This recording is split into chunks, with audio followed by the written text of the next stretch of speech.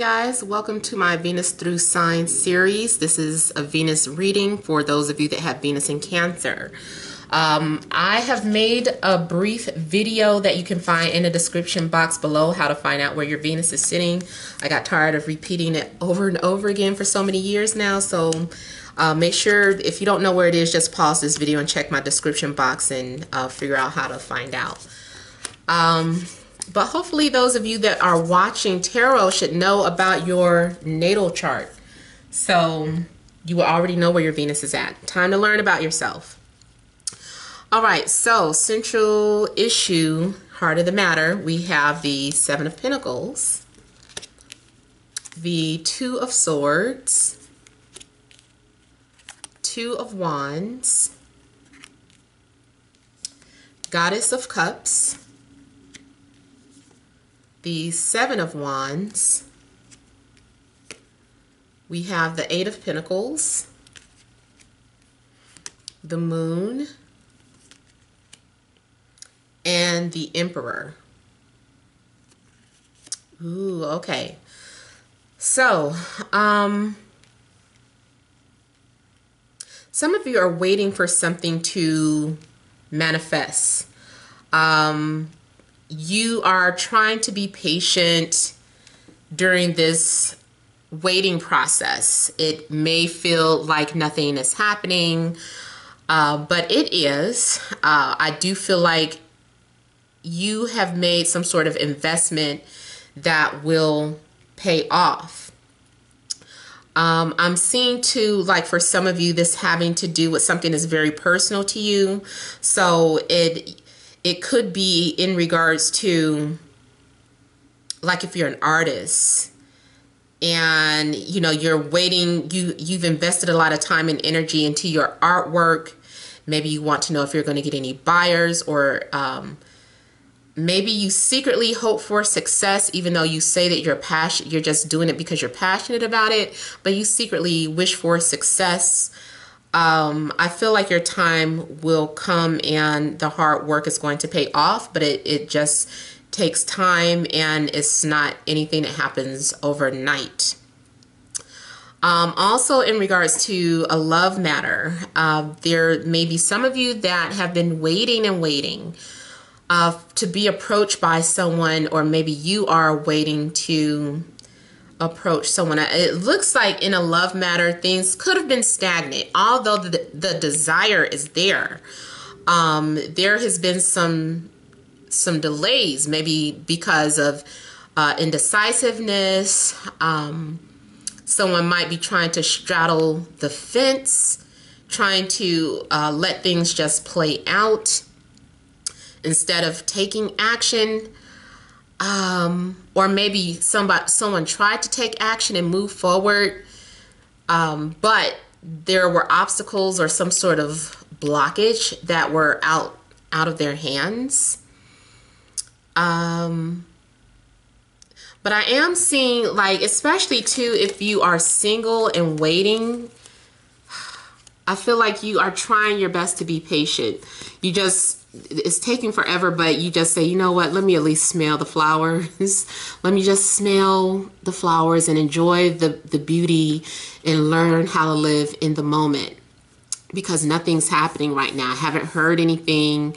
I think this person likes me. I think there's a connection. I could feel this person watching me, or I can feel something, but nothing's happening. So yeah, and it could be because someone is definitely kind of analyzing you and observing you, using critical thinking skills, because they're looking at you from a logical standpoint. They want to make sure that you are someone that will fit into their lives, that you are someone that can bring around the family, or that you share the same family values or traditional beliefs, or you might be the observer. Either way, I definitely see a lot of observing, contemplating, thinking. The Emperor, especially those of you that want someone in particular, the Emperor moves at his own pace. He doesn't rush to do anything. He likes to think and plan like a chess game. See, he's strategizing. He's watching you, and it's going to sound creepy. I'm just going to say he's watching your every move. Hopefully this is not like a stalkerish situation. But, you know, hopefully this is something more of someone that is just observing and strategizing and planning. But the Emperor sees something he wants, and usually this is someone who has decided on what it is they want. They're just trying to, you know, figure out how to get to it. So someone's making some sort of plans. Now, I also see this as being involved with someone who's at a distance. Maybe you're in a long distance relationship and you guys have been trying to connect or meet up in person, and you just haven't had the best of luck in doing that. All you can do is just kind of patiently wait. Now, I see too that someone is pursuing the other person or has been pursuing someone for a long time. So maybe it's not you that's waiting. Maybe you are playing hard to get. Maybe it's unintentional. Maybe you just, I don't know. Maybe you just want to make sure someone's serious about you before you commit to them. And so, but I'm seeing like the Emperor, he's kind of, well, let me use her. It's like, I feel like she's being chased and pursued, and he's like sending like darts, trying to put a dart into her dress and make her snag her so that she can't go anywhere. And then he's going to come and scoop her up and knock her up. But, and I know that sounded kind of harsh, but I feel like the Emperor does want someone who's, you know, he's looking at someone fertile. He's just like, okay, I could put my seed in there. You know, so he's thinking about that. He sees you as the mother figure. And, you know, he sees you as someone nurturing, someone who is patient and sensitive. And this is why he's drawn to you. He's attracted to you. He sees that you care, and he needs that because he's a big brute.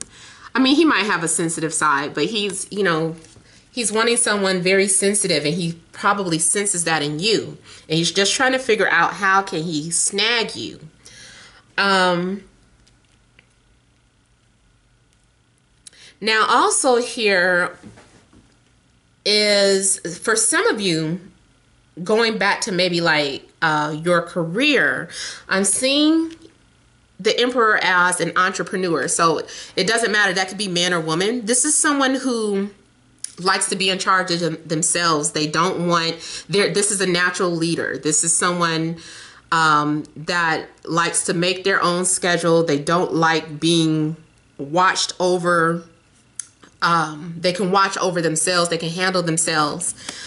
And I feel like some of you are maybe working very hard to be successful entrepreneurs and kind of being driven to outdo your competitors or to stand out from the crowd.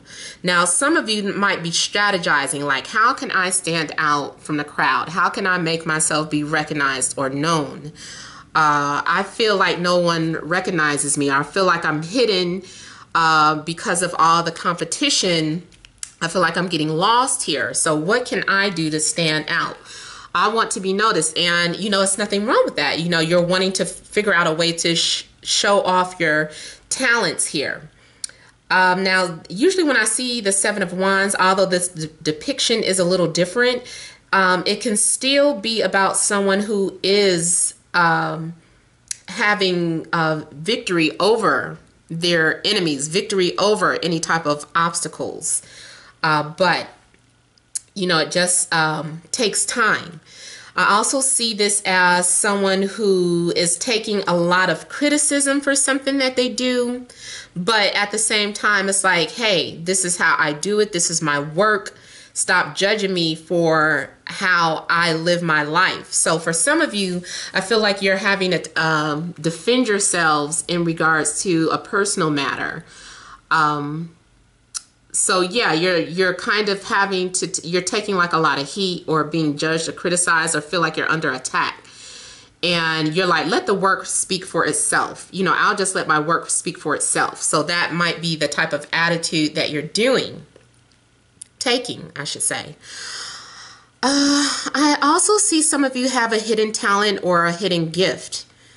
You might be a psychic. You might be a healer. You might be an empath. I also see those of you that are psychic or empath, somehow you channel this, or you're very emotional. You are very good at channeling this into your work. So if you're a psychic, then you're channeling. You're reading tarot cards, or maybe you're like Edgar Casey. And I had to think about it. It's like, although nobody's watching me right now when the camera's on, I always feel like I'm in front of an audience. I'm blanking out. But I felt like I was getting ready to say Edgar Allan Poe. But maybe, that could be some significance too, because I do see a writer. So some of you are very heavily into setting a tone and a mood for writing horror, reaching into that deep subconscious element, trying to figure out what scares people. What is it that people are afraid of? So you might be working on your next great horror film. You might be the next great filmmaker. And I definitely can see that for some of you. You're brewing on an idea and some sort of creative project, and you want it to just be like the best film ever because it's a psychological thriller, it's a horror film, whatever the case. So I'm definitely picking up that. But I was also going to say, as far as spirituality, Casey, is it Edgar? Why am I blanking out? I hate when I do that. But you guys know who I'm talking about. He went to sleep. He was like a sleeping psychic. He could go to sleep and he could go into the Akashic records and, tell you all sorts of things about metaphysical things, the afterlife. And, maybe you have some sort of gift like that and you're trying to figure out, how do I profit from it? How do I utilize it? How do I maintain being humble, as well as, having people pay for their gifts, pay for my gifts to use my services. So whatever the case, I feel like some of you might be an entrepreneur and you are, using your gifts as a way to make ends meet, or, it's just your way of life. Somebody is definitely like a dream interpreter. Like, people might come to you to help interpret their dreams. I'm also getting someone who is like a psychologist or a counselor, someone who knows how to get deep within someone's psyche to help them. And I feel like he or she is listening to somebody and just really listening to this person. So this might be you, and you have clients coming to you and they're sharing all their deepest, darkest secrets. And is, in a way, this is how you are helping them. This is part of your business. You have your own facility where people come to. You work for yourself, very independent. I also see this as maybe you being involved with somebody who is very good at reading you, or you're very good at reading them. You can really, even no matter what type of exterior this person is putting out, or whatever their persona is that they're projecting, how to see through that. You can read someone very well. I also get this as one of those connections where it's so deep that you are afraid of the connection.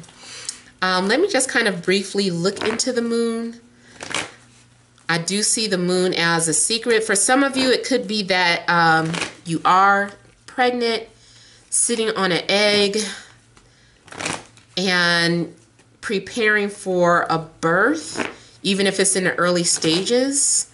And maybe you have not yet shared this with your significant other.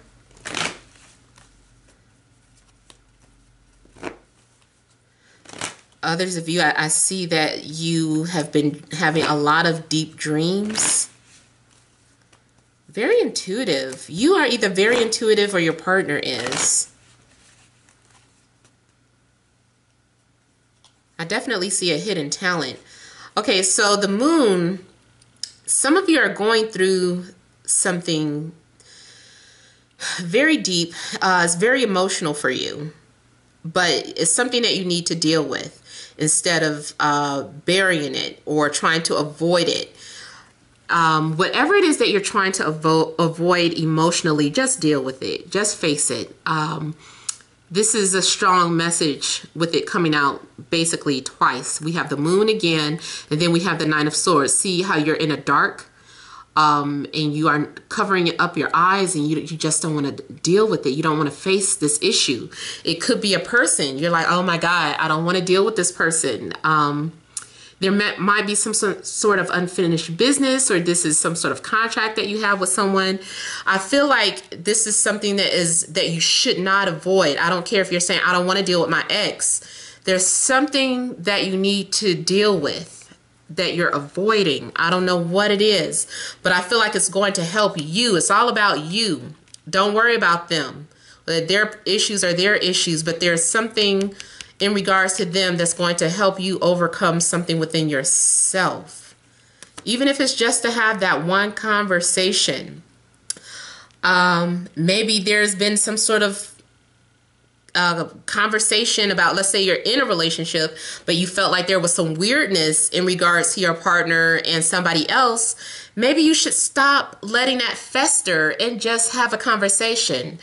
Because whatever you're thinking, it's gotten to the point where now you're a little paranoid, or you're being haunted by your intuition because you're not listening. Like if you're suspicious about something that's going on, you could be right, you could be wrong, but you're letting it fester, which is unhealthy for your mental well-being. So you need to confront that issue. Once you could get it out into the open, that anxiety and paranoia is going to come to an end. And for some of you, it's about, I feel like too, you keep dreaming about somebody from your past. Your dreams are trying to tell you about this person. Or what I recently remembered is that some of you keep dreaming about something over and over again with an ex. It could be because that is a way for you to work out your karma on an astral plane, so that you don't have to come back and deal with them in another lifetime. Or at least if you have to deal with them in another lifetime, it'll be more peaceful matters. But this is something in regards to it. There's a possibility that there could be visitation during a sleep, so that you guys can work out, those issues in that state of mind. And then for others of you, it is about somebody from your past coming back.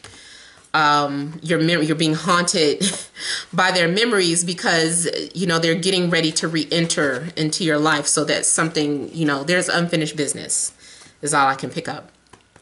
All right. So I hope those messages resonated with you guys. Again, you can email TemajTarot@gmail.com for your own personal or private reading. Email me first so I can send that price list out.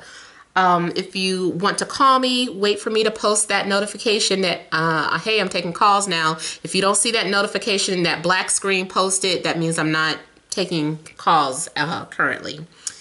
So thank you guys for watching. Many blessings to you.